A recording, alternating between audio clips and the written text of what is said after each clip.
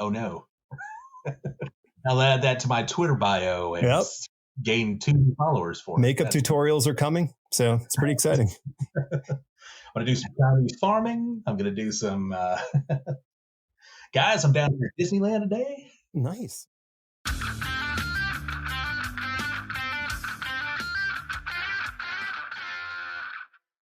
Hey, welcome.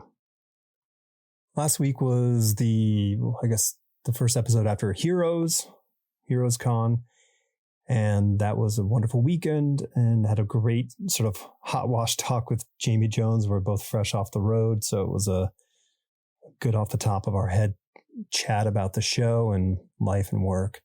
And this week I had another person from the show, Josh Hood. Josh was a guest on the podcast. Wow, at least 2 years ago, if not 2.5 years ago. So Josh has been a real great supporter of the show.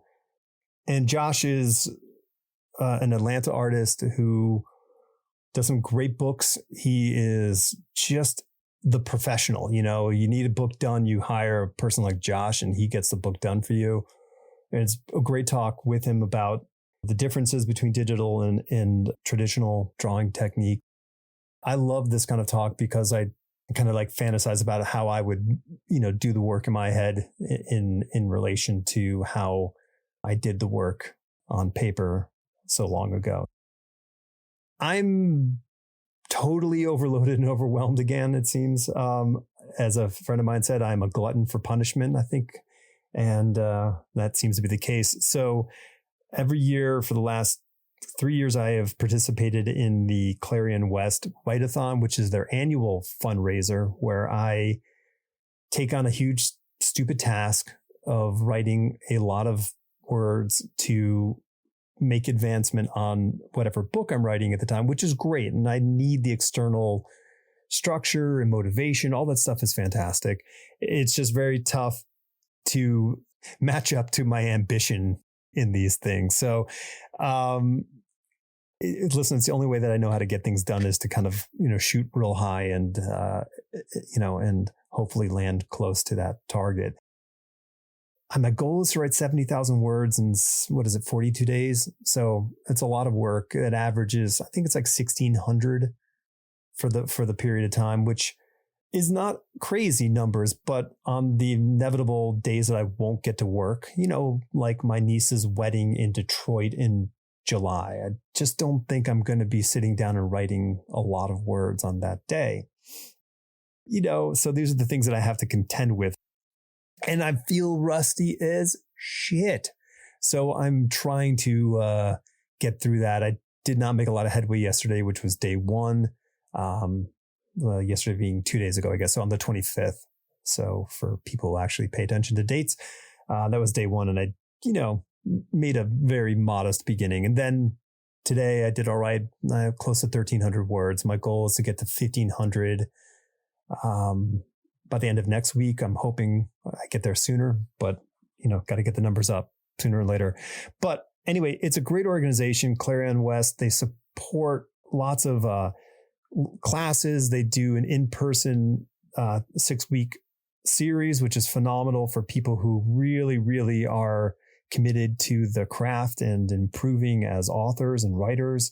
So check them out, clarionwest.org. I'll put the link into the description. If you are, inclined to support an organization that, supports the people who make all the stuff that we like to read and watch and whatever, go to my fundraiser page, give it a look. I'm going to be doing some drawings if there's enough people supporting, and I will put reader chapters up of my past book. There's already a sample chapter up. You can read that, and maybe you'll make a donation. It would be great. I'm, trying to raise a lot of money. I mean, I say a lot, but $2,000, which is not a small sum, but it's a lot to ask from others to donate. So every little bit helps. Anyway, that's what's going on. You'll be hearing me kind of course through this over the next 6 weeks. So enjoy the talk with Josh, because he's a great dude, and go check him out online and buy his comics. I remember when they sold off a couple of, was it Mazzucchelli's Year One, or maybe it was Frank Miller's Dark Knight Returns pages, and the numbers were just astronomical. Do you think that's what kicked it off? Somebody heard a giant number, and then the gold rush was on. Probably. I mean, and the unfortunate thing is that the original art market, I think, in the comic book industry is, I don't think the people who buy the artwork are as savvy as the people who buy expensive fine art, because there's not sort of like this curatorial world that circles around it and, and writes about it as much as the painting world or the sculpture world. And so to many people, Frank Miller's drawing of Batman is not too dissimilar to your drawing of Batman. It's Batman, so someone looks like it's original artwork. It's Batman. That's amazing. So there's kind of like this kind of weird,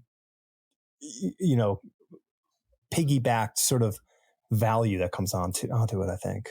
I think the issues, key issues, the Dark Knight, any of those four pages out of those 4 books, Year One, 4, it's only 4 issues. Yep.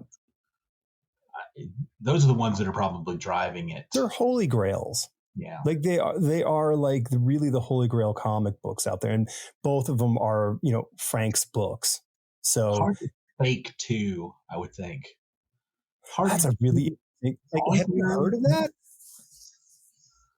I haven't heard about anybody doing like counterfeit pages. It just dawned on me. There's tons of counterfeited paintings. I mean, why? And now I'm just like, oh, well, wait a minute. Like, why is there not a counterfeit comic book artwork market? I've got some old DC pages, but I'm saying I've got the equipment if we want. Right. Oh yeah, no, I've got a bunch of paper from the 90s. So that'll be great to just, draw over. You hold on to yours too? I've got some Malibu pages. Nice. Yeah. Malibu. Wow. I mean, I don't even know how I got them. They mailed me a bunch of stuff that they were courting me to pencil a book for them for a while. And so they kept mailing me junk. I went to their offices. They were nice people. I don't know why I didn't. Were they in Malibu? I don't think they were in Malibu. Oh. I remember going there. I just don't remember where it was in the greater LA area to be. It wasn't, okay. At least it was in Los Angeles. It was in Los Angeles. It was in like St. Louis. Yeah. I had a very sort of like dreamy San Diego. I think it was 1994. It's just one of those crazy. It was just a crazy time going down there. Girls and comics, and it was just this nutty kind of like week and a half experience of like, I don't even know why at all, how it all happened, but it was quite an interesting time. Pool parties, it was strange. But yeah, I went to Malibu. I remember going there, not to the area Malibu, but to the comic company. Yeah, company. Nobody remembers Malibu. Nobody remembers Continuity. You remember Continuity Comics? Of course. Right. Yeah, of course. Listen, man, they did Toy Boy. Crazy. Yeah, Toy Boy and Megalith. Mm-hmm, Megalith, and then they had that like assassin woman character. That was pretty cool. Miss Mystic? No. Mm-hmm. There was Miss Mystic, Streak, and Madman. Oh, right. Wow. Yeah. Oh, he had a prolific couple of years there.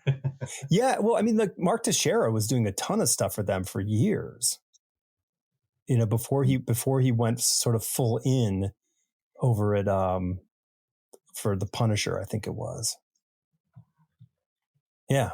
Yeah. Well, I mean, yeah, I don't know. It was, and I think if you were in that sweet spot of the 70s that you love Neil Adams, like that was their market. Like if you dug Neil Adams comics and you missed them, here's a whole line of Neil Adams comics that he didn't draw, Oh, it was stuff. But they looked close enough to Neil Adams, so you enjoy it. Yeah, did I tell you so my wacko, not wacko, but my sort of bizarre highlight from from Heroes was getting in the shuttle on the way back home to the hotel from the Dead Dog party. I get in and it was full, and I sat in the far back, so I'm like, as many people can come in. And this gentleman sits down next to me, and it's Jose Luis Garcia Lopez. And I had been looking for him all weekend and never found him. And then on my last actual thing for the convention, we got to share a car ride and sit and talk the whole way back. It was great. Lucky so-and-so. Oh, man. I mean, that really was a giant cherry on that whole weekend. That guy's the man. Oh, dude, I did everything I could to not fanboy out. And I'd rarely fanboy out, but it's freaking impossible. Like, before I knew what comics were, I loved his work because he was the one who was setting the style for lunchboxes, t-shirts, the freaking style guide. Yeah, everything reprinted. Everything. I mean, he was like this polished superhero version of Alex Toth. Yeah, like you were oh, okay, like we get to see the Super Friends, but they look a little more badass, and it's as dynamic as Gil Kane can be, all in one package. And it was, like his comics are just perfect. They're beautiful. Always perfect. Always perfectly proportioned. Uh-huh. Always everything. Together. Everything. How? The camera work is perfect. All of it. Yeah. And his greatest work, in my humble opinion, will never be reprinted because because of licensing problems. Yeah. I bought the first 14 issues of that off some Mercari. It's some kind of like yard sale website. Okay. And they're beat up. They were used and stuck in somebody's sock drawer or something. They were ridden hard and put away wet. Yeah, definitely. And I could not care less because the colors are still nice and the images are great. And I owned a couple of them, but I didn't have like this whole run. I think he did 31 or so issues, maybe. Right. I don't know the number. Just gorgeous. Yeah. I mean, and here's the thing. I mean, and I'm not knocking it in any way. I don't care what the story is, because the artwork is so good. The design work is so good. It doesn't matter. You could rip them up and put them in different orders for the pages. It doesn't matter. They're just worth looking at. Yeah, they really are. They're unbelievable. You could study them. I'd love to get a How to Draw Comics the Marvel way, only replace all the images. I mean, not that John Buscema was bad by any stretch of imagination. No slouch.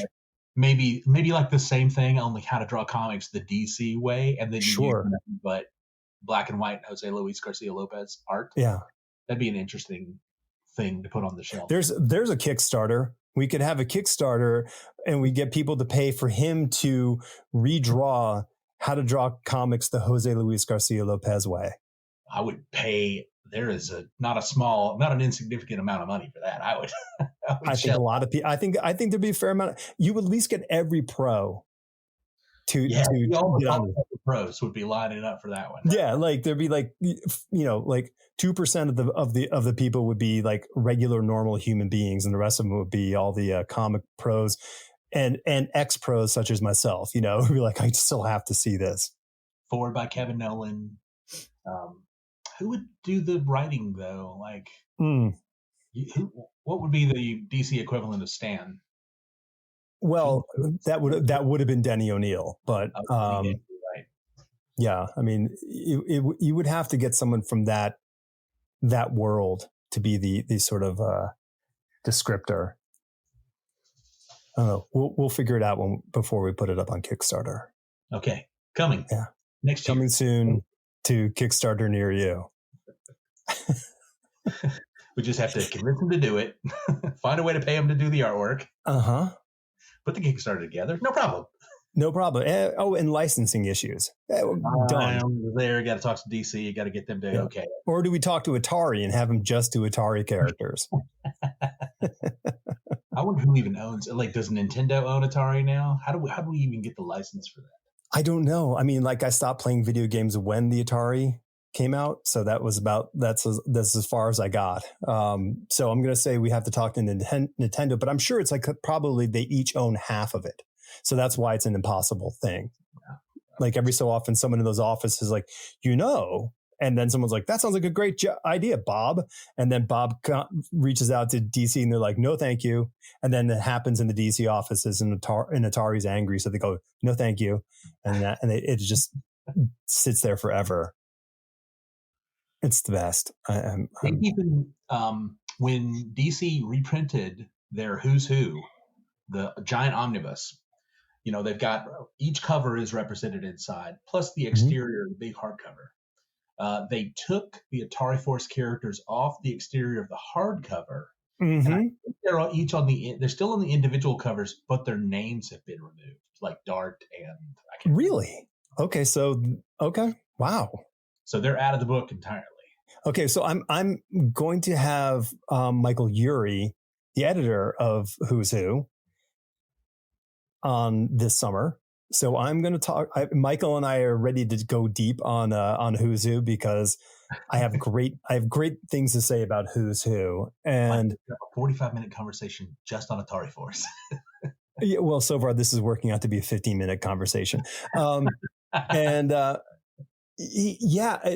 definitely will. I will mention that to him. He wasn't involved in the reprint and the omnibus, but I'm sure he'll have clarity on it for sure. I can't wait to see it. I always wanted to do one of those pages. I mean, it was always the best artwork was in Handbook of Marvel Universe and Who's Who. I always wanted to be a part of that.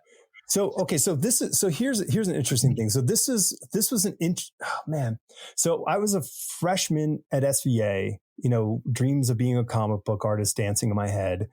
And I'm walking through the floors of the dormitory, not really knowing people. And there are these guys sitting down on the floor and they're talking, and they ended up being comic book people. So I ended up hanging out with them. And then one day they're sitting around with the books, and especially the Marvel handbook, and they would hold up the page, and the person sitting across would go, "Oh, Ron Friends," and they would name all the artists. So I'm 18, 19 or whatever, how old I was at the time. And to me, this is a superpower. Like how can you be that on point with all these like different creators?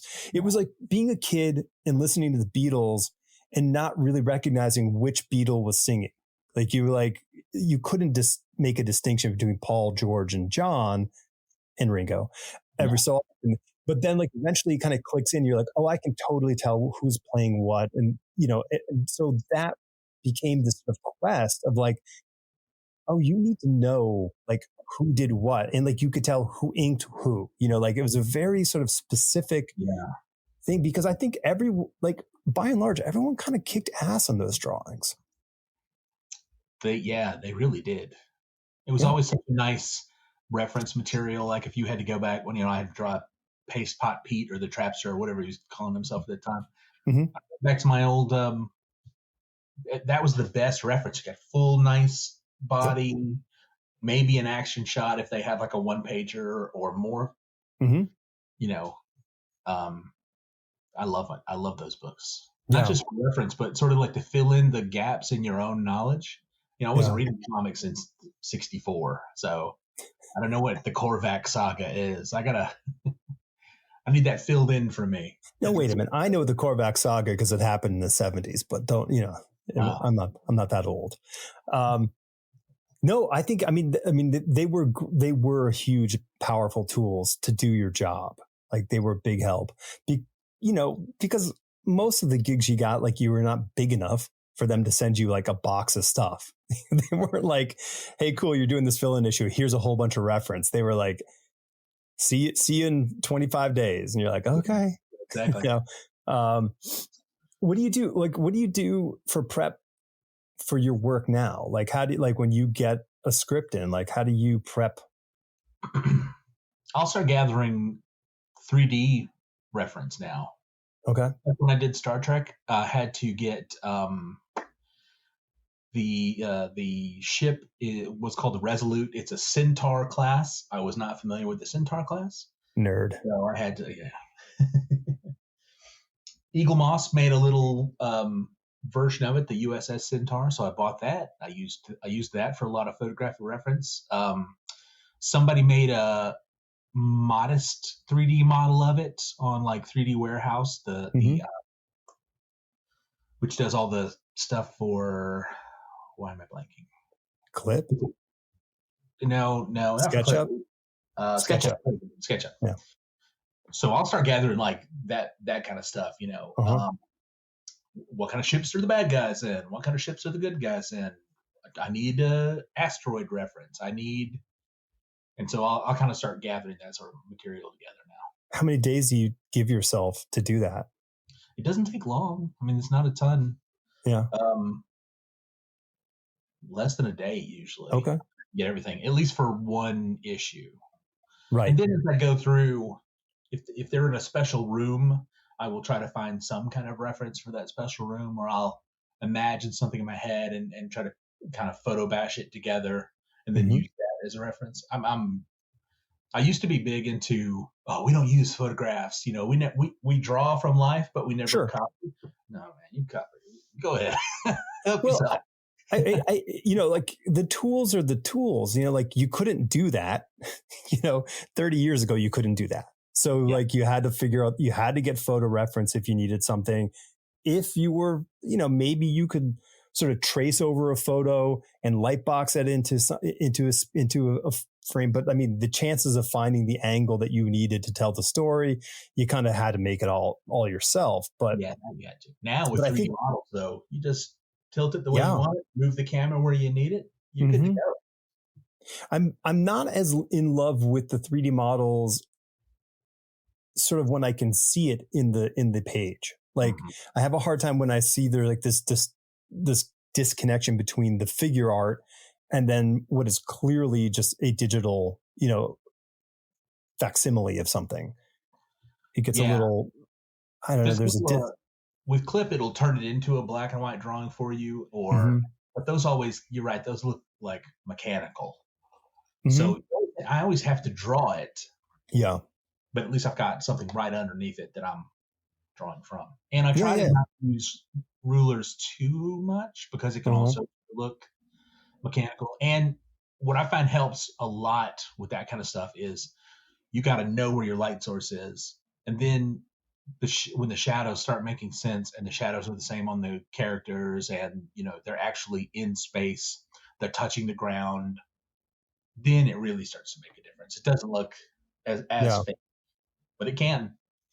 Yeah. I mean, I kind of feel that we are in that transitional period. I don't think the tool system and the final product are in complete alignment yet. And it's not, I think the talent of the creators right now is overcoming the gap right now. I think you have a lot of really talented people utilizing these sort of very open-ended tool systems to create artwork for these final comics. But I feel that like probably within 10 years, there's going to be a better tool at hand, which is going to make it even that much greater.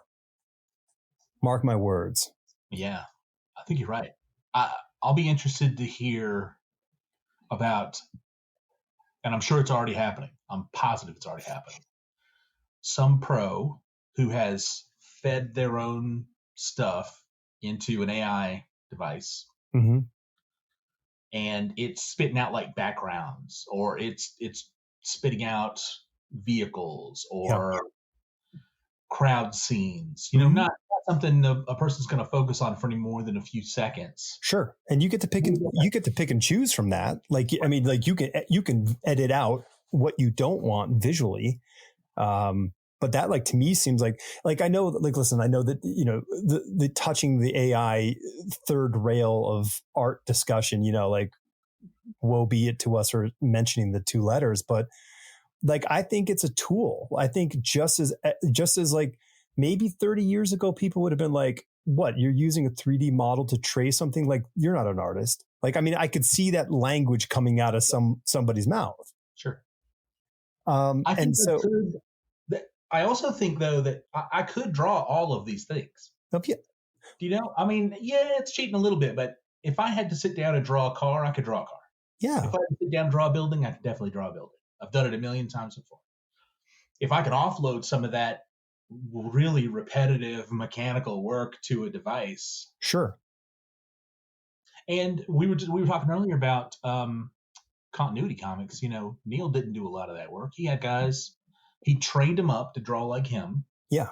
The exact same way somebody is already doing it, trained this AI to draw just like them. Yep. And then was able to pump out material at a faster clip.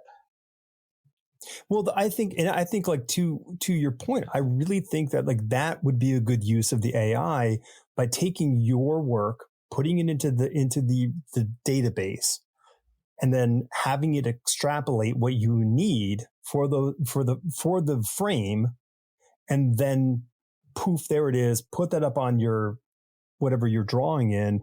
Do your figure work the way you would do it. Don't even worry. That's not part of the equation. You're just trying to make sure that you have the framework to just move your page work along, because going back to the to the art collection discussion earlier, like I gotta say, like, I made comics for other comic book artists. Like, I drew as hard and as good as I could to impress my peers, not so much to blow a fan away. If that's a byproduct of the effort, fantastic. But the point being is that, like, they're there most of them are there to see Captain America. They're not there to see Josh draw Captain America. No offense to you or anybody else. I mean, very few people come with, a buying base. Yeah. So I mean, like, and what would you rather do? Spend 14 hours a day drawing a page, or like 7? Yeah. I know people's hair is on fire about this, and mine too. I mean, this is definitely going to end up replacing human beings. I would not want to be a fantasy artist right now. Why would a book publisher ever pay another artist to do, we're going to reprint Ursula K. Le Guin's book. We need to get some cover art. No, the hell we don't. Right. I mean, give me dragons. Give me a couple of moons in the sky. Sure, 2 moons. Right. That makes it fantasy. There's 2 moons. Yeah, get out 2 moons. Yeah. The ice moon and fire moon. There you go. Done. How much? I mean, that would have been like $1,000, $2,000 more, depending on the artist you contracted to do that. Yeah. They didn't got to pay that money anymore. No, those are over. Yeah, I would totally agree with you. Yeah, it's a. I mean, I don't want it to be.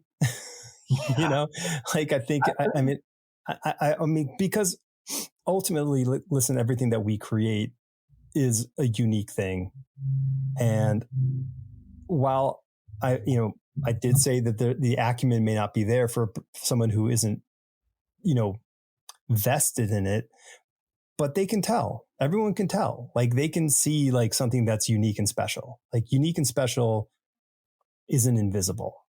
Mm-hmm. Well, I think the problem with AI is it can do so much over such a short period of time.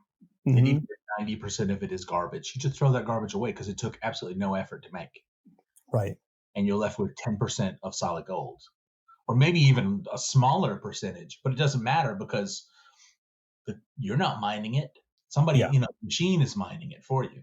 So, well, I think a big, because I think what happens is we live in a society, especially in a social media sense, where a small percentage garner a high percentage of attention. And so when the idea of AI comes into fashion, you get a lot of people reacting, and you get this very small percentage really reacting. And where people who make stuff are threatened because there's this pervasive sort of wave of like, cool, we don't need you anymore, coming towards the creators.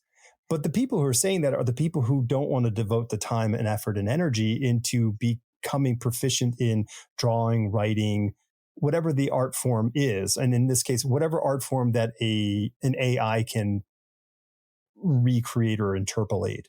So what I call the bro culture of hacking the system is what sort of stands out. And we get angry. Like, how dare you think you could write a novel by pushing a couple buttons in chat GPT, versus, being a fool and sitting at a laptop for, 2.5 years, bashing away. Like, right. I get it. I get that impulse. I'm sure if I was 16 and this tool landed in front of me, I'd be like, I can do this.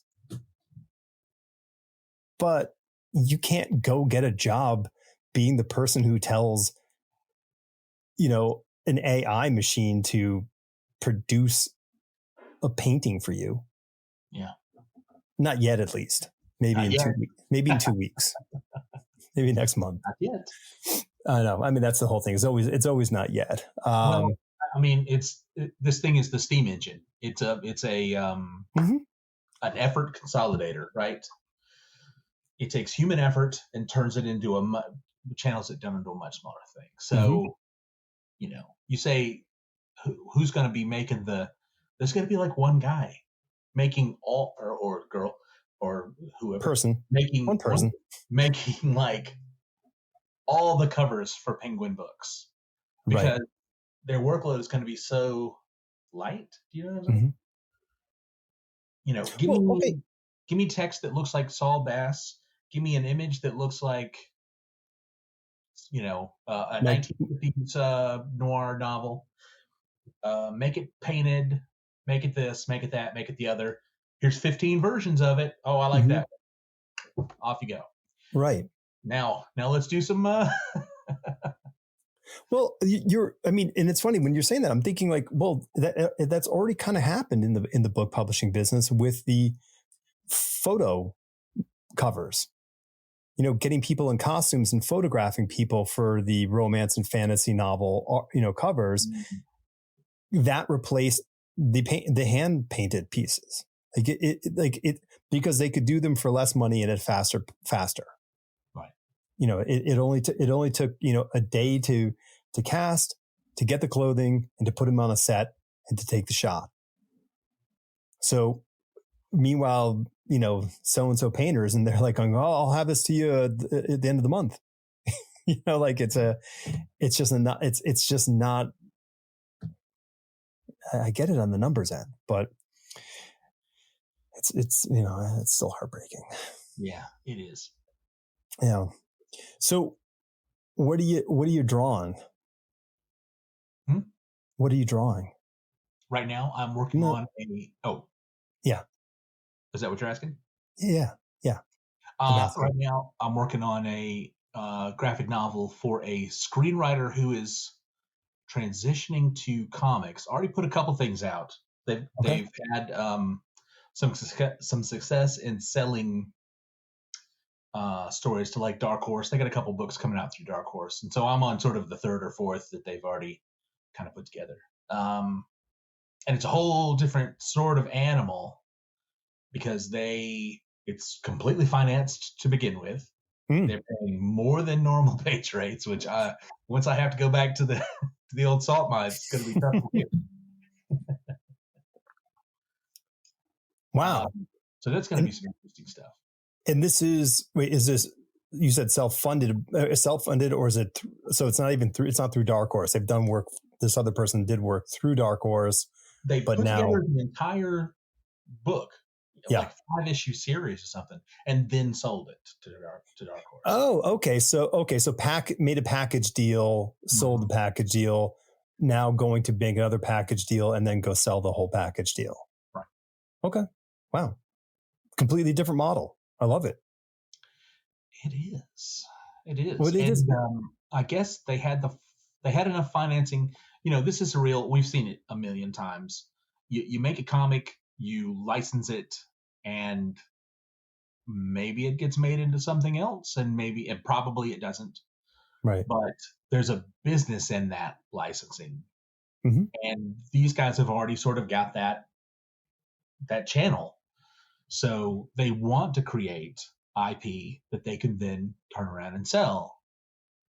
that's kind of what this is. Like, even if this book doesn't get published, it'll probably still get licensed, weirdly. Right. It'll get optioned at least, and then that option will go around and see what happens. Yeah. And then every 5 years, I'll get a check. I'll get a Pennies from Heaven check. I love those. Yeah, for sure. How big is the book? It's going to be 6 issues, and each issue is around 25 pages, so pretty hefty volume. Yeah. And I'm only 2.5 issues in. Okay. Nearing the midpoint, and you're doing all the black and white work? Yes. Yeah. I'm trying to mix in some tones too. I'm using this more as an experimental bed. In the past, when I turned in pages, they just look like inks.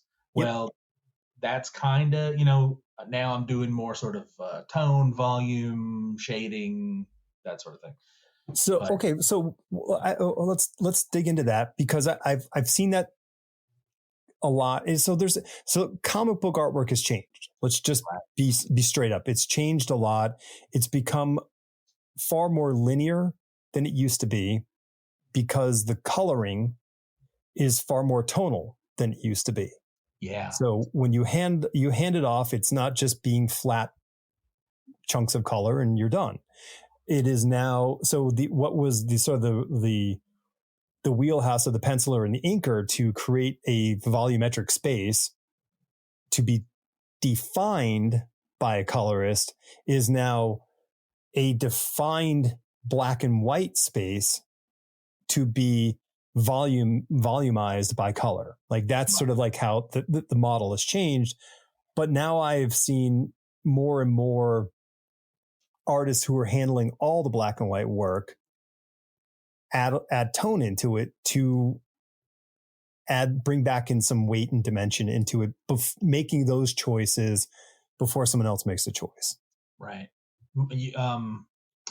Like where we used to do cross hatching, you would now just do shades or ink wash style. And I'm still over drawing. I put too much on the page. Right. I gotta bring my lines back. Yeah. Toth would do fantastic in this time period, because it was always like, draw the perfect thing. Don't draw a single line you don't have to draw. Yep.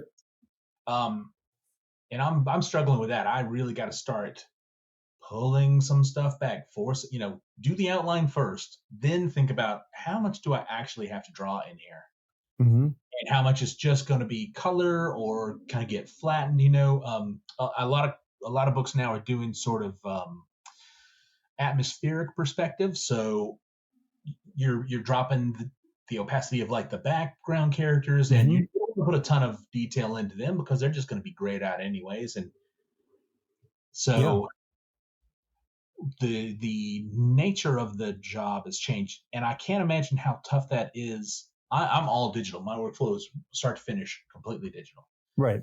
It must be tough to do on paper, because at a certain point, if you want to do this kind of volumetric stuff, the shades and stuff, you got to get that paintbrush out.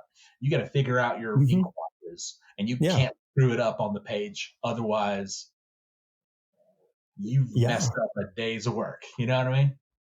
Oh, yeah, I know. Yeah, I mean, and you see the people who can just like do an ink wash, like, and it's beautiful. You see Dave Johnson just grab the brush and just put out some nice ink wash over his drawing. You're like, God bless you, Dave. You're one in a million, buddy. I love seeing it on commissions. Yes. If you screw up a commission, you've lost like an hour. Right.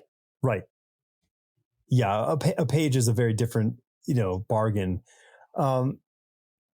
Well, and that's, I mean, once again, kind of talking about the tools. I mean, the digital tool, listen, it's a commercial job. Comic books is a commercial job, and the digital tool affords you the ability to produce, at a high rate. Do you feel there's like a difference in your process and thinking and how you approach stuff, on the digital platform versus, piece of paper? 100%. I can spend a lot less time doing layouts, first of all, because I can always like grab pieces, scale them up or down, move them around. Nothing is set in stone ever Mm-hmm. at any point in the digital process. Nothing is set in stone.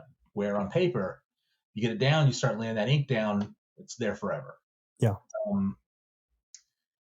So if I decide later on I don't have enough room for dialogue, just move it all up, delete whatever was underneath it. Sure.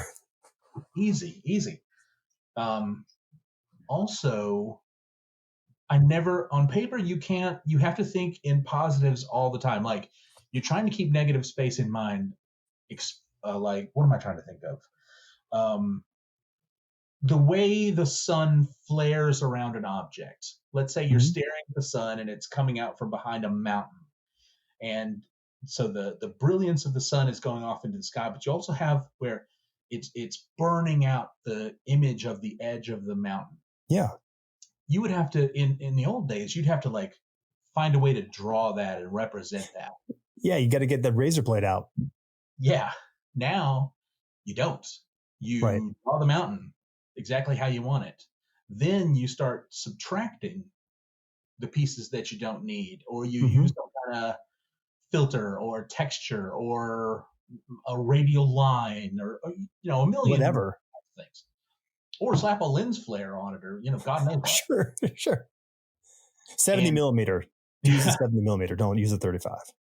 And being able to draw in the negative like that helps with a lot of characters. Like let's say Venom. When you're drawing Venom, it's a mainly black suit with a lot of small open details.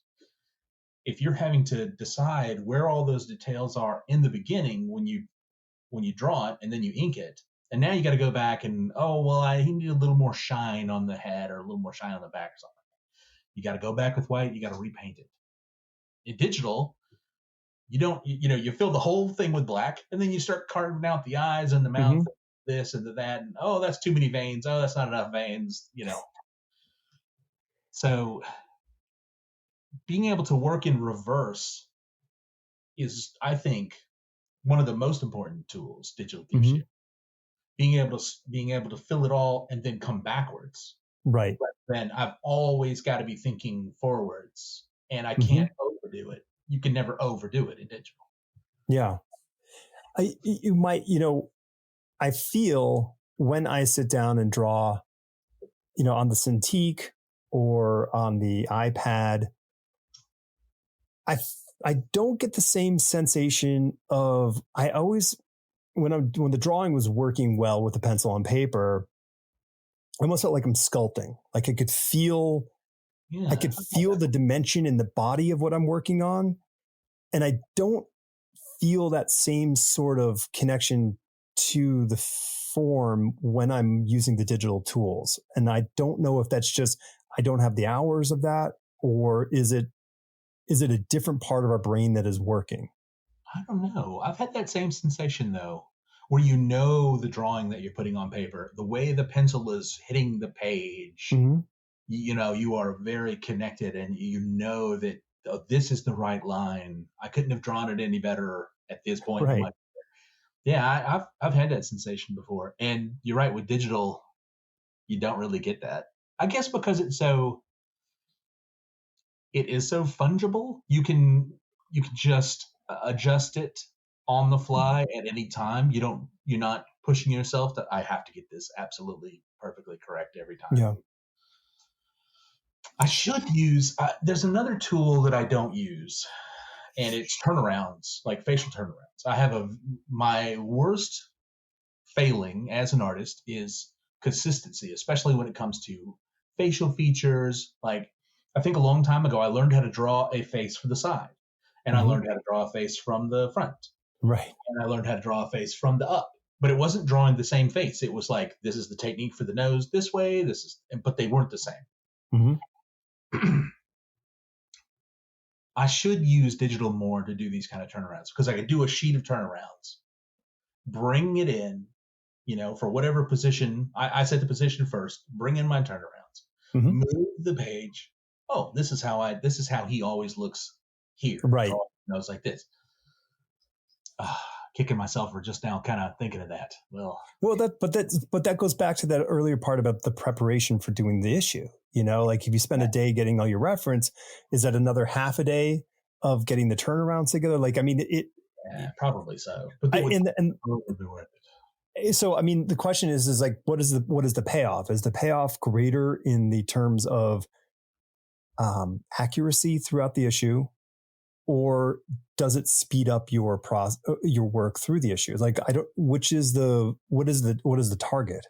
I think the payoff for me would be more accuracy and consistency. Okay. Because people never talk about consistency of like body form or, he drew this hallway three different ways, 3 different panels. It's always the face. He didn't look like himself. Oh, he doesn't look like himself. Because people are looking at the faces first when they're, how many seconds do they spend on a page? If there's light dialogue, it's going to be 20 seconds. They're looking at faces. They're recognizing faces. And it's what we look at, right? Yeah. So for me, that's something I really got to kind of shore up and work on. That's my weak spot right now. Yeah, I know. I think once again, I think all the tools, you're making me have flashbacks to actually having to draw turnarounds for licensing projects. Like, okay, we need, we need to send them turnaround so they don't mess up what this stuff is supposed to look like. And you'd sit there and draw characters you have no idea about and make them around about. But that's, that was always a thing, staying on model. I remember that being a very early thing hammered into my head, when learning to do comics was, Cap's got to look like Cap on page 1, page 12, and page 20. Like we can't look like somebody else. Or his cousin. maybe it ends up looking like his cousin for a couple panels.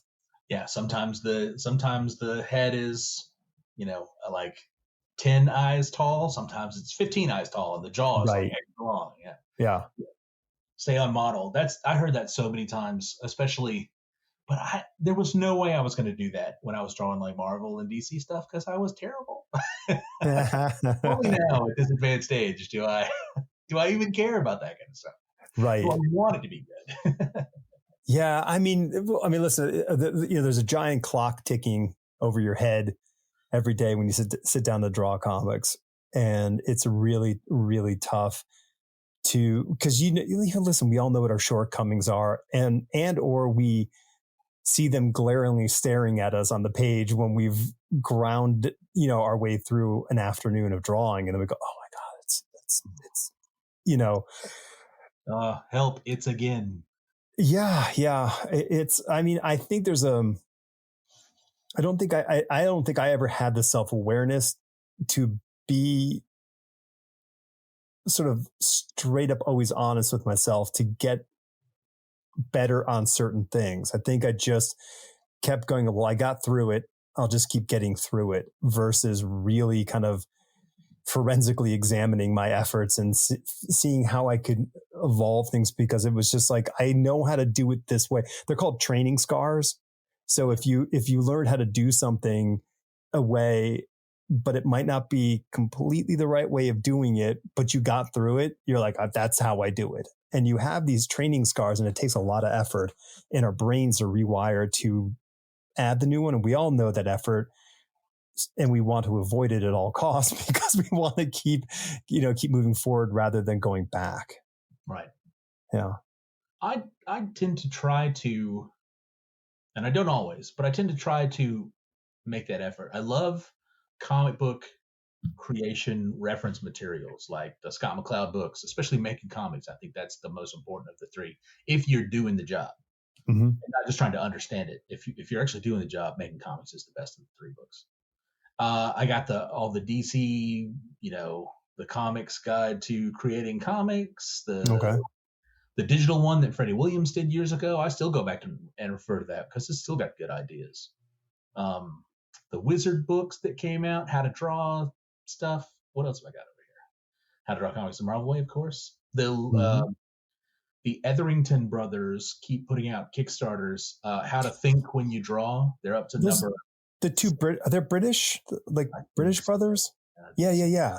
but they've done a bunch of books. Like they've really made like a sort of an empire of learning, haven't they? I've got 5 How to Think When You Draws, 2 How to Think When You Writes, and the 6th one I know that I did the Kickstarter on, so that's going to be coming pretty soon. They put those out pretty fast.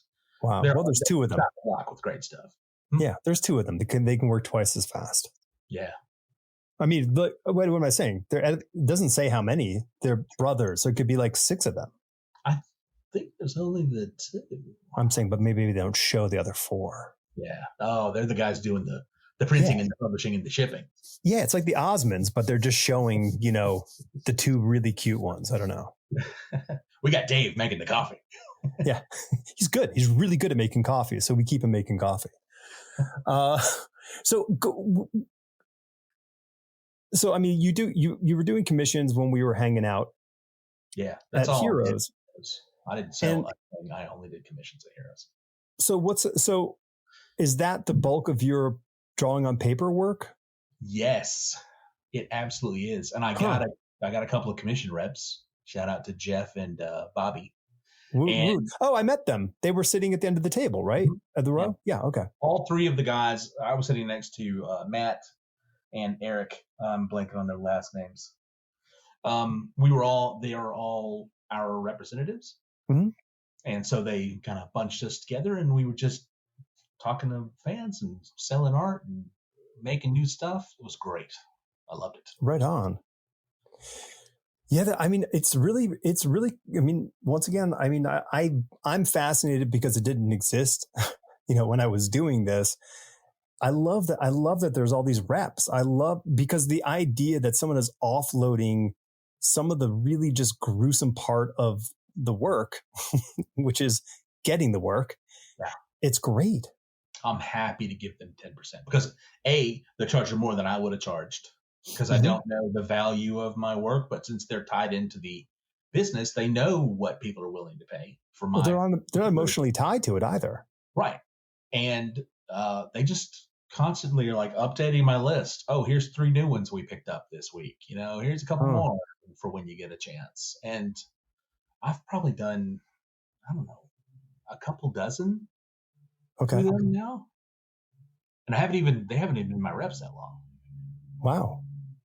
And they took, I went to Myrtle Beach and it was a week off and all I did was draw on paper. I was drawing like a bunch of Spider-Man stuff because I knew we had this live show coming up, the Comics Art Forum, is that right? CAF?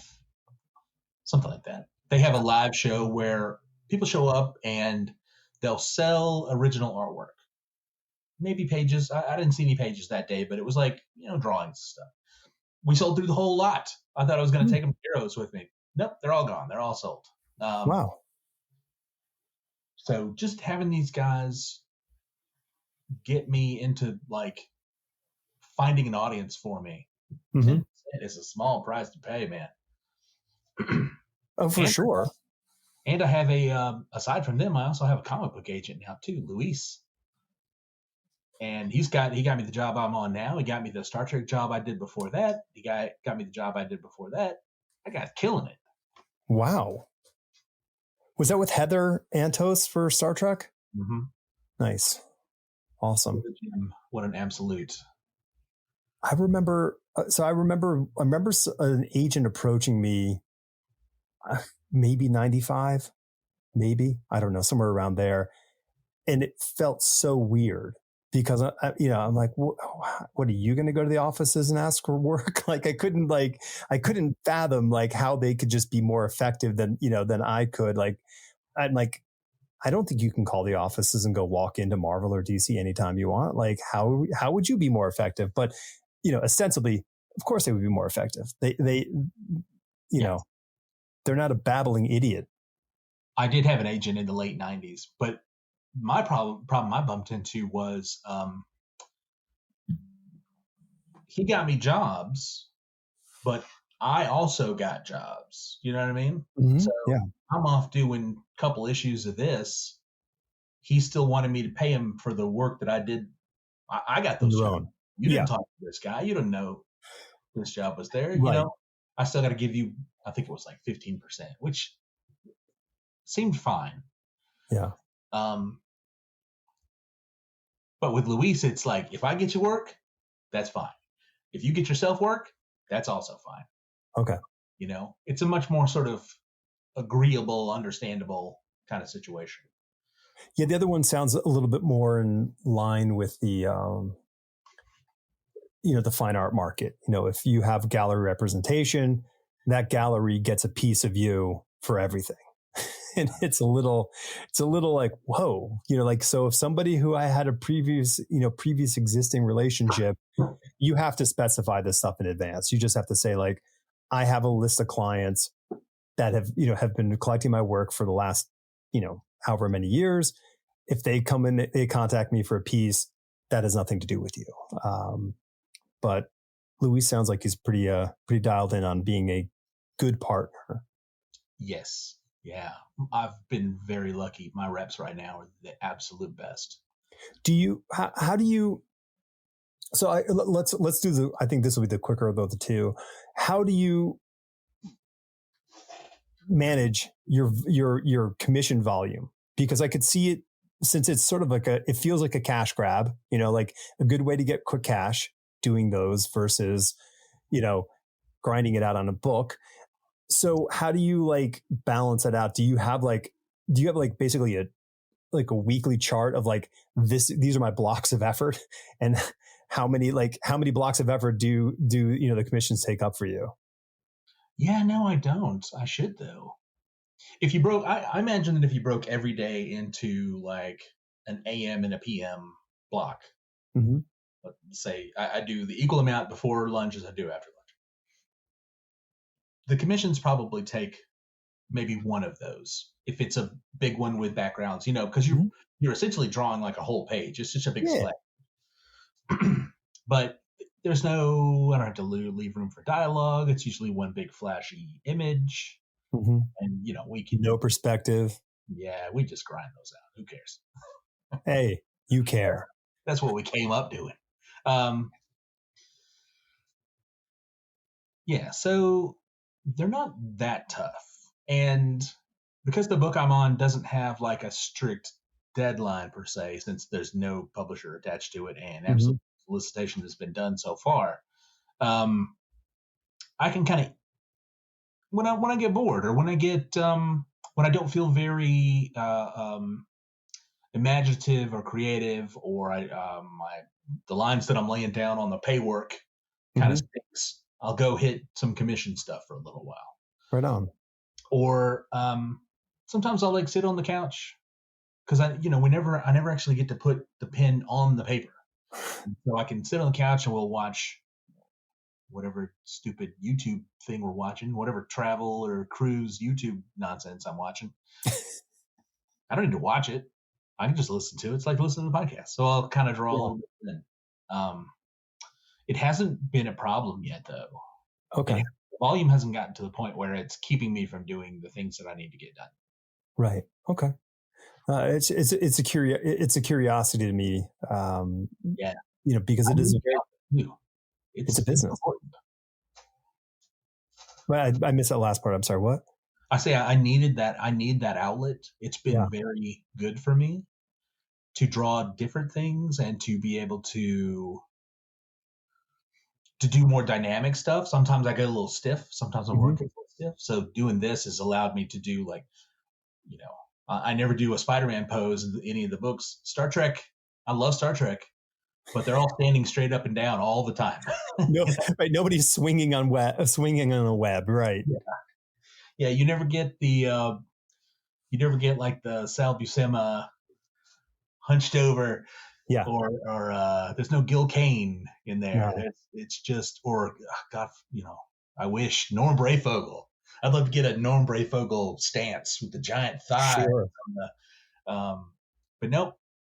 They're normal sized people doing work. They're just standing, sitting. Standing or sitting, exactly. Yeah. So every once in a while they're running. Or they are firing their phasers, which looks like I use my remote control as a phaser, and this is essentially what you draw. Yeah, that's exciting, Josh. Yeah, oh, wow. Hand of it. Hands are out. It's really exciting. So, okay. So then the other one, the parallel question is dealing with the agent and projects, because not every project has got to be, greenlit in your eye. So what's the conversation like when the thing that comes through is not exactly to your liking? Hasn't happened yet. Okay. Yeah. I don't know. I imagine, he reps a few people. Mm-hmm. So if I was busy and I didn't like the work that he brought me, I think I could say no pretty easily, or Okay. say I don't think this is for me, kind of a thing. Mm-hmm. I was gonna say no to the last Star Trek book because I was working on a different, really really long form book, and I didn't think I would have time. But he's like, you know what? Just talk to Heather, and I know you want to say no because you don't want to inconvenience anybody. Talk to Heather and see what the schedule's like. Let's work out a schedule. And so he talked me into having that conversation with her, and she did too. And next thing you know, it all works out. So I would have backed out had it not been for the two of them Yeah. saying everything's fine. Everything's fine. We can make it work, baby. It is quite miraculous. One of my, and I don't recommend this to anybody listening, but this is how I handle things often. Not often, but when I have clients who contact me who are more in the startup category, and they contact me with this massive urgency for the thing that they need desperately because they got a meeting coming up, like they want to start this company. And the thing is, like, the lightning struck and someone's like, yeah, sure, we'd love to talk to you. And they're like, oh my God, I don't have a logo. I don't have a business card. I don't have a website, or whatever the thing is. And they get all panicky. And, we've been doing this sort of the nice touchy feely dance up to that point. And then they're like, I need this thing, like, in a month or 2 months or whatever the thing is, or over the weekend. I invariably have a nice conversation with them and then proceed to blow them off. Because what I have found is that they don't need this stuff. You don't need it. Like, you need it as a tool for your business, but your business hasn't even really begun. You have just stumbled into an opportunity, and having the card or the website or whatever the thing is, it isn't going to win you that job. What you say and do is going to win you that job at that point. Yeah. So, and what happens is that event happens for them. They make it through. They live. Nobody shot them in the face. And then they circle back a couple months later and say, hey, like, I still want to do that thing. I want to do the website. I want to do the whatever. And I go, great. That sounds fantastic. So that way I didn't have a stressful job. I didn't have a weekend of work for something that will just be tossed away because it doesn't actually have a brand standard behind it. And it's a really, so that's always been my methodology for, the last 20 years of just cool your jets, but I'm not going to tell them to cool their jets because their emergency is their emergency. So experience says, let them go through their own little thing and figure out how to put their head in the sand on their own. And then. Yeah, right. It's always the bigger established clients who have the least input. They're like, I want this thing whenever. or the deadline is always. Or they know.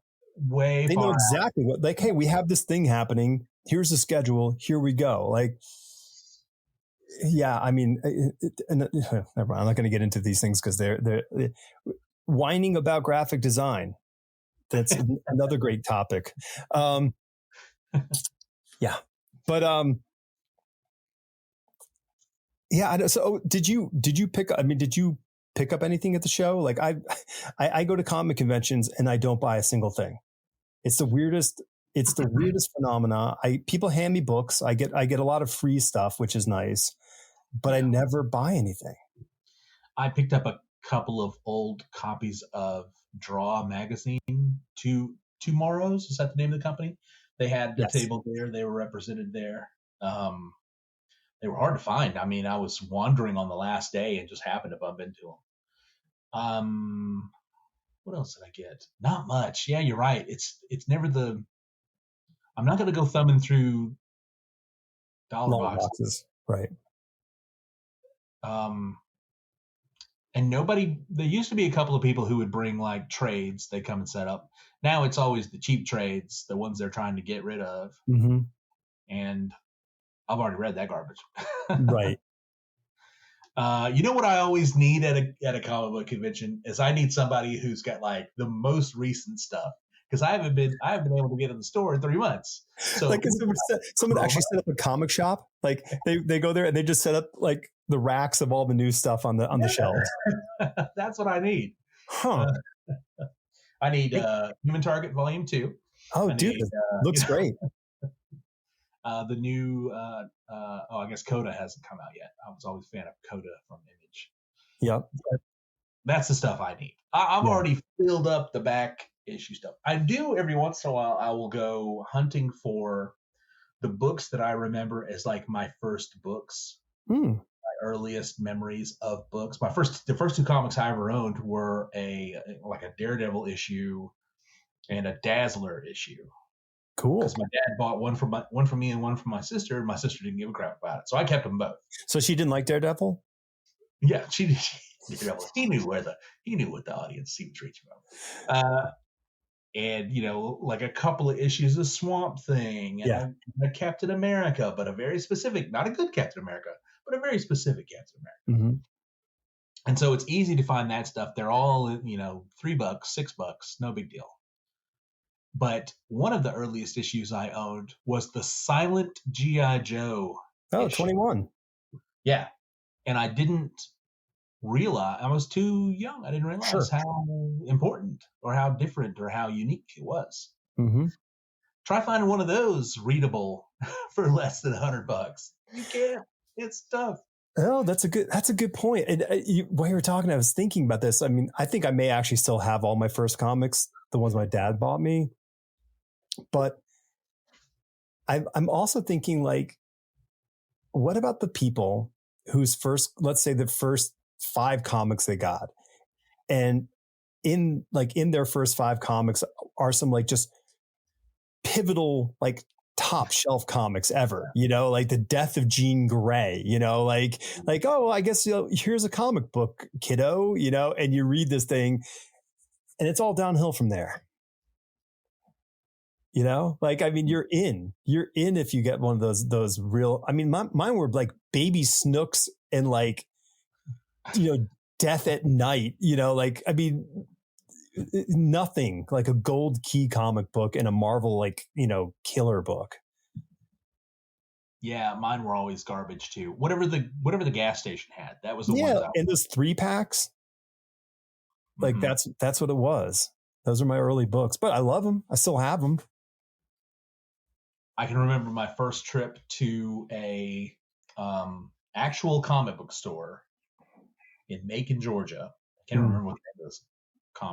Comics Castle or some dumb name like that. I don't know. The owner was a creep. He needed to go away. Seeing non-Marvel and DC titles for the first time, seeing anything non-Marvel and DC, and just going, well, there's even more? Right. What is all of this? Where did all this come from? I was confused by that. I was confused. So I was like, I remember encountering, Nexus and all these books when they first came out. And I really had a hard time kind of grappling with them because they were either in black and white or the production qualities weren't as good as what Marvel was doing. And I'm like, I don't think I understood that. I mean, I think I may have been like thinking like these can't really be comics because they're not the same as the other ones. But, I persevered and I was like, oh, okay. Like there's other stuff in here that's as valuable, on the creative aspect as, all the other junk. Yeah, you really had to search for the good stuff though. And there was a few that always kind of almost they sort of felt like big two Mm-hmm. books, like The Badger. Remember The Badger? Yes. Or Oh, for sure. John Sable, was that the one? That was the one I was trying to remember. Yes, John Sable, Freelance. Freelance, yeah. They felt like real books. Yeah. No, first comics was putting out some pretty solid stuff. Kamiko, like they were really kind of they made books that the production looked like Marvel and DC, but the artwork and stories, except for John Sable, because it was Mike Grell. I think went basically from DC over to do that. But a lot of that stuff like had like these cool vibes, like Matt Wagner and all these people who were clearly had a different way of drawing. Like I had Star Wars stuff by Chaykin, and I had other comics by Chaykin, but I don't think I locked into Chaykin until he did American Flag. Right. And then I'm like, oh my God, this is the best thing ever. Yeah, I wish I could go back and experience those books now through experienced eyes. Because at the time, a lot of that stuff I just pushed to the side. It's it's not Thor, it's not Hulk. Right. I'd love to go back and see a lot of that stuff now. And you're right, with like black and white, sometimes you'd crack open a book and you could smell the ink just bleeding off that page. It didn't smell like other books. It smelled like it had just been printed in some dirty. Well, they were done. I mean, those books must have been done offset printing. So on sheets, and then they were cut, ganged, and trimmed. Yeah. But Marvel books and DC books were done on web presses. So that ink was like immediately dry and speeding through and stacked up, by the tens of thousands, while that black and white Nexus issue was printed in, volume of 2,000 or 3,000. And it was a very different thing. So that ink was much heavier on that surface. So yeah, I remember like a drum print. Do you think? Well, no, I mean it's rolling through a linear press with stations typically, but since it was just black and white, it was just one station in black, and that's all it was. But meanwhile, like the Marvel and DC stuff were done on these big, huge sheets of rolls of newsprint, rolling through all these drums with CMY and K and bing, bing, bing. And that's why we'd see all those little shifted, color misregistrations because of the high speed print and all that kind of jazz. So people get orange skin and weird looking things. Oh yeah, the blue would drop out entirely every once in a while. Yeah. Get hickeys and all sorts of stuff on there. More graphic design talk. This is exciting. Hey, welcome to Graphic Design Hour. Yeah. Well, okay. So you have this sort of like nice space. I mean, how long were you on the Avatar project? 4 months. Okay. So that's a long time. That was Dark Horse, right? That was Dark Horse. Yeah. That was the first book that was the only book I did through Dark Horse. I've had some bad luck recently with editors. Every time I get a new book,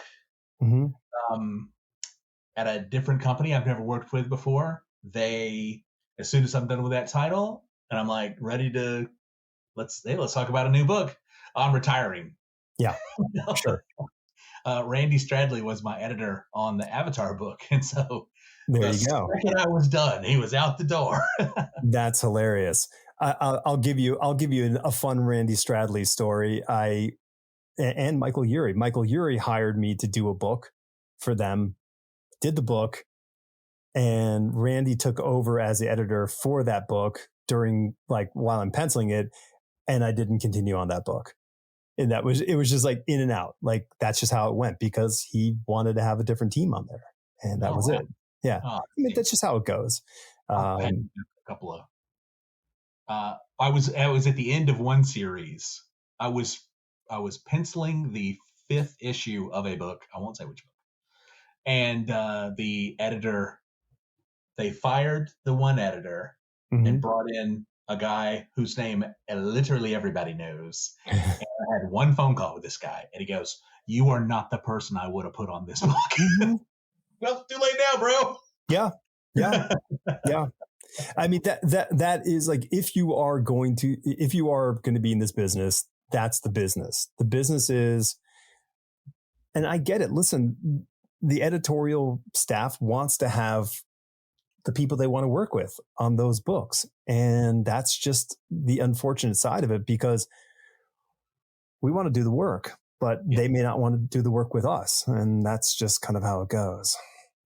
This is why Heather Antos is such an important person in our industry right now. She is a new breed of that. You know, we both know what editorial was like in the 90s, 2000s. It was, you fuck up and you're burned down, you know? Like, we got a million dudes like you in the closet. We don't care. Right. We're not building relationships here. You keep working well. We're all friends. You mess this up, you lose our number. She comes with a completely different mindset. I mean, I never had any problems or anything. I blew through my Star Trek book, glided right through, perfect experience. I would do it 100 times. But I have heard her discussions about other artists, not naming, she wasn't like naming names. She wouldn't call people out or anything, and her sort of thinking is she always wants to like help them be better versions of themselves. How can we help you become, how can we help you finish? How can we help you tighten your timeline up a little bit? How can we help you, rather than where's my stuff? Right. And I think she reminds me of Ralph Macchio in that. Okay. Because he was the nicest man in comics, as far as I was concerned. I never met a nicer guy. They were all fine. There was nobody nice. Yeah. And it's not being nice. It's not that, in the reflection of all the awfulness, it wasn't him, this pinnacle of goodness. Hers is more of and I think this is kind of like permeating through editorial. They're probably going to have a much easier time nowadays, artists that are coming up. Hers is a more like rising tide lifts all boats kind of mentality, and as a baseline mentality. You know what I mean? Yeah. I think don't we all want to have that person, in our line of or people in our career who are there to help the process, move the thing along, not just get the thing done, but to really foster what that next level could be in somebody. Really shepherd it. Yeah. Ooh, that's a great word for it. Yeah. Yeah. Yeah. So that it comes out the best you can get it in the end. And that's just better for everybody. Yeah. No, and I think that's right. I mean, because I think, you sort of the one and done kind of approach is a little painful. That puts a lot of pressure on everybody. And I think a more open communication process is super helpful for all parties involved in this thing, because I mean, it's, everyone's doing this alone in a room, but it would be nice to know that you are not alone. Yeah. Yeah. Yeah. Those one and dones. It's such a shame. I never got a chance to do a really long form, like a year, 2 years on a single title. Right. And I always wanted to. If I'm going to do it, I'll have to do it myself. But you can't finance that. Even like Kickstarter books, the biggest you can do is 90 pages, 120 pages. That's still only 6 issues worth of content. Totally. And there's a very different experience in drawing, 12 issues of comic book, month after month, versus drawing, 190 page book or 290 page books. I mean, it's a very different experience. Yeah. Yeah. I mean, it would be great. It would be great, but I don't know. That's a memory kind of past kind of I like to think about other people getting that opportunity to do it now. Would you come back and do it? I don't think I have the stamina for it anymore. Oh yeah. You know, I mean, it really is. It's a marathon. I mean, you have to run a marathon every month for the book. I'd come back and write one. I would be happy to write a series for a year. I think it'd be cool to have a good take and a point of view on a character that I dig, or characters, and then really kind of get that thing going and to work with the team. Like, it would be great to work with, a great artist, and and now you get to have these great colorists. Like, it's not only just one sort of like kind of visual visionary in the book. Now there's multiple people. Mm-hmm. Yeah. And then Clayton Coles as a letter, because that guy's just amazing. I love that stuff. Everything Clayton does blows me away. I've come to appreciate the position much more, especially recently. Yeah. So here, this is something that I just keep sort of playing with, because it's what I do in my heart and what I do in my day, but I wasn't cognizant of it when I was younger, and it's writing. And I was terrified of writing when I was in the comic business, though it was something I did by default because I had to, whether it was trying to get my first published work done. I ended up writing a story to be able to sell that, to be able to draw my first story, and rewriting stories from scripts that were lackluster, but getting green light from the editor just to rewrite the script and just get the book done. And I wish I was more confident when I was younger to pursue that. But like, the world told me that I drew, so I drew. I didn't write because I didn't know where a comma went, which is still the case to this day. But visual storytelling is, literal storytelling with kind of training wheels, so to speak. I mean, they're very laborious training wheels because you have to draw everything, but you are telling you're telling a story. You're just doing it with pictures. Mm-hmm. So do you have that in you? Let's say, like, I want to write something. Yes. Yeah. Yeah. And very much along sort of a parallel track of what you were saying. I didn't even consider it early on because I was an artist, not a writer. But now the way the industry has evolved, and,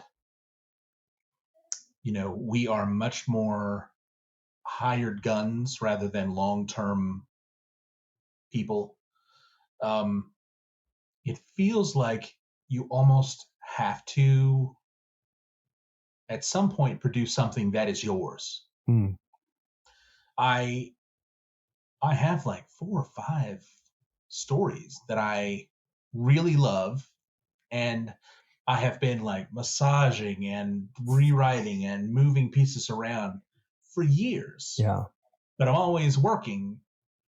So when am I going to get to that? When am I going to make time for it? Right. How much time do I have to make for it? What sort of sacrifice am I willing to make in order to be able to produce it?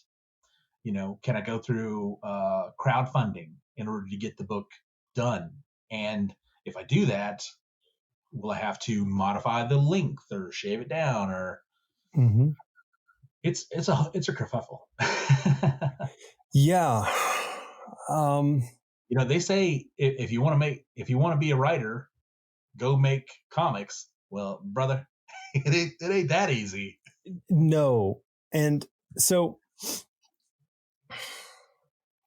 I hear that, and I feel all that what you're saying, because I know that internal struggle and question mark aspect. I think one of the things about, like I go, I would, there is a part of me, I will be honest, that would love to write and draw like 36 to 48 page single story. Like, do the whole thing. Yeah. do the thing to do the mic drop thing, show absolutely everything that I can do in one piece. Bam, done. And I like to sort of get it all out of my system. At least that's the story I tell myself. That was short. You could do that. That's short. 38. Yeah. Come on. We grind that out in a month and a half. That's there you go.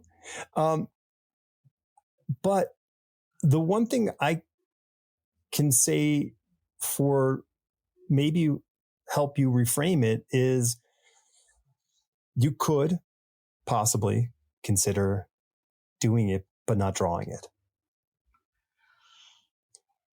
And that's because really tough. Right. I know. And if everyone could have seen your face when I said that, that was like that. There's the screenshot but that's the thing is to be able to, you can't draw the comic that you're drawing right now and draw another comic at the same time that you're writing. Can't do it. But you could, like we were talking about those blocks earlier, you could devote a few blocks to getting the scripts done. And you get the script done. They're close. And then there's somebody else can actually do the heavy lifting of drawing something. Alex, I don't know if you know this, but artists in our industry are notoriously unreliable. I've never noticed that when it comes to emails, et cetera, and so forth. Yes, I know what you're saying. Yeah. Well, because here's the interesting thing is we're not scalable. The only way we can become scalable is to, Neil Adams became scalable because he built a studio that emulated what he could do. Yeah. And, the work that we produce is scalable because it's printed in multiples and it's distributed and it's sold. So that's great. But you're only one of one. You could only do one thing. You can only draw one book at a time. You can't really draw multiple books at a time. Sure. I mean, few artists can, some can, but a very, very small minority. But it's a terrifying prospect because especially in the comic world is very different than the authoring world. We as authors go I've got an idea for a book. I need to get the book that I'm doing now done, and then I can do that book. You don't go I'll just get someone else to write the book because it doesn't work that way because then you're no longer the author. But in the comic world, especially when you're coming at it from the drawing side, you visualize all this stuff. The books that you're writing, you have all these pictures in your head. And, underselling your artwork, like you said, you couldn't price it fairly, your commissions, because you'd be underselling yourself. Right. It's the same thing.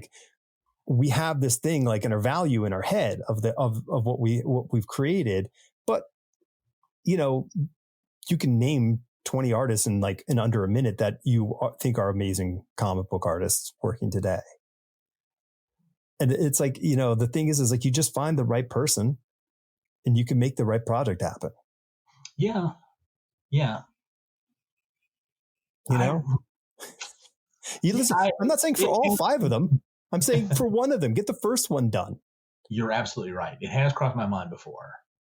Finding the right person would be a Herculean feat. And finding them with an open slot in their timeline and then paying them for their work. Yeah. And that's really the biggest. We throw so much weight into a book, even when you're putting together a Kickstarter, or a pitch. Let's just say a pitch. Yeah. Nobody this. Only 5 or 6 people are ever going to see this.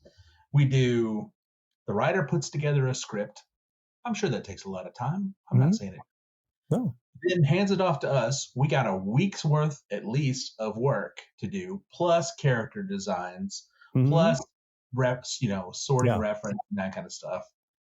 Oh, your book is about a giant spacecraft that houses the last remnants of humanity. Well, fuck, I guess I gotta go draw that.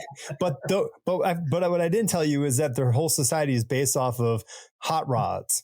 So they all drive around in this giant ship in hot rods. Oh, okay, great. Hot rods, yeah.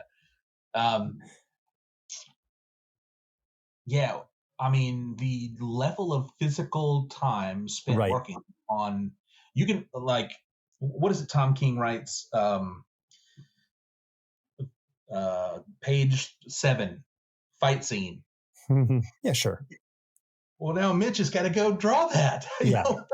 What the heck? No, hey, no. Listen, every comic writer will agree. The equity in the time that's put into each thing is, every page is not the same, but the writer has a very sort of 30,000 foot view of what the project is. Like, they have to see all the things at once to make sure it all works, and the best writers can see the whole thing at the same time. When they say fight scene, well, they're saying that because they trust the person who's going to make that fight scene ridiculously good. Yeah, listen, dude, you could do the character designs, for the pitch. I've done it, for every single character, plus secondary characters, plus dead people. I've done designs for people who will only ever appear dead. Mm-hmm. Ghosts, bodies. Yeah, well, I mean, I'm just corpses, but a very specific corpse. Well, I mean, and I'm, listen, I'm a broken record in this thing. I talk to artists and I say to artists, I'm like, you got to write something. And I do that over and over again because I know that in every comic book artist, there's a writer dying to get out. It's just the nature of the whole thing. You can't make it through, I don't know. I mean, I don't think you can make it through 2 years as a comic book artist and not have ideas of something that you want to do. It's just kind of how it goes. Yeah, I think it took me longer than that. I think it took me a while to kind of wise up to, I can do this. Yeah. Yeah. I've drawn some terrible books. Very badly plotted books. We go 2 issues where literally nothing happens. Yeah. And I bring it up and I'm like, let's just throw in a little something. A little zhuzh. Just something. Mm-hmm. No, it's part of the story. We can't mess with it. It's part of the story. You're killing me, dude. You don't know comics is the problem. Right. Each comic has to, you're reading one book. You got to want to pick up that next book because it's a month from now and you're going to forget that crappy book that you read a month ago. Yeah. Yeah. I mean, unless the character is so compelling that you are willing to do nothing with that character, but the writing is so good with an interesting character. But though I call those books. Yeah, they're writing books. Yeah. You can take all the time you need setting up your story in a book. I know. In a comic. It's what I do. It's what I do. I don't know, man. Listen, it's just my encouragement thing. I think that everyone's got a story and everyone should write a story. I want to do it. Right. Yeah. I convince you to write now, and then I'll talk to you in 2 weeks, and you'll be like, well, it's okay. I'm no judgment. So what's going on? What do you got? You're working on this big old project. So take up the rest of the year. Sweet. And are you doing any other conventions? I'm not doing any other conventions this year. It doesn't look like. Well, okay. So we won't get to see you at any more shows until next year at Heroes. No. And you're going to be sitting in your chamber drawing this comic book. Got to grind it out. That'll just be ground out. Well, so people will have to go to find you on Twittergram. Yeah, I'm on all the socials. I don't really keep up with Instagram that much, but I am on Twitter at Joshua Hood. I'm on Blue Sky now, which is turning into a real comics heavy thing. Cool. I guess somebody got an invitation and it's sort of beginning to propagate. Cool. It feels like early Twitter. All right. In that there's no Nazis, which is nice. It's always better to be Nazi free. I'm a big fan of avoiding the Nazis. Right? The only place I want to see Nazis is in a Captain America comic or an Indiana Jones movie. Anywhere else, they can go F themselves. I do post on the gram every once in a while. All right, so Twitter, Yeah. Do you put anything up on your website? It's old. Okay, so Twitter's the place to catch what's happening. When Twitter's the main place to see like new artwork, new commissions, new. Yeah. And I'm on there enough where if anybody wanted to like talk to me, I'm always on Twitter for the most part. All right, cool. Well, I'll put those links in the description so people can find you. That way they can say, "Hey, I know that Josh guy too." Hey, oh great, it's Josh. I still think it's one of the best handles. It's always great to talk with you. You are inadvertently responsible for one major change in this whole thing, is that I didn't know I was doing a podcast until you said podcast to me one day. That really? Yeah. Yeah. And you also told me that you listen in the same sentence. You said, I listen to the podcast when I'm working. Right. And I took immediate offense because you weren't looking at me on video when this used to be a video show. And there's nothing to see. It's talking heads for an hour. But it made me wake up and say, oh, hey, it's a podcast. And it eventually led me to getting rid of the whole video thing and just making it audio. So look at you. You're an influencer. Hey. Oh, no. I'll add that to my Twitter bio and gain 2 new followers for it. Makeup tutorials are coming. So it's pretty exciting. I'm going to do some Chinese farming. I'm going to do some... Guys, I'm down here at Disneyland today. Nice. See, you got a whole new future in front of you. It's going to be great. Wonderful. All right. Thanks, man. I really appreciate this. I really have a good time hanging out with you. Always fun to talk shop with you, man.